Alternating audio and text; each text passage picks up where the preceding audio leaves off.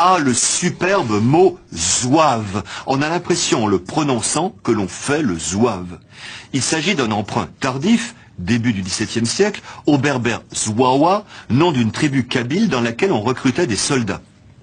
Le terme a été adopté en 1831 pour désigner les soldats algériens d'un corps d'infanterie indigène, puis les soldats français de ce corps. Le zouave est un personnage familier de l'armée française du XIXe siècle. Il avait la réputation d'être courageux et intrépide, d'où l'expression « faire le zouave » qui signifie à l'époque « faire le fanfaron ». L'armée française n'emploie plus de zouave. L'expression est restée, mais en changeant de sens. La fanfaronnade est devenue l'excentricité, aidée sans doute par l'uniforme, cette culotte de zouave, bouffante, froncée sous le genou, serrée à la jambe, qui pouvait sembler quelque peu excentrique. Faire le zouave aujourd'hui, c'est faire le pitre, un drôle de zouave.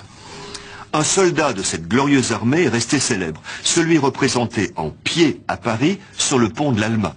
Quand la Seine est en crue, on suit la montée de l'inondation par le niveau qu'elle atteint sur la statue. D'abord le pied, puis le genou, puis la taille, la poitrine. Quand le pauvre a de l'eau jusqu'au menton, il ne fait pas le zouave. Et les Parisiens non plus. Ah.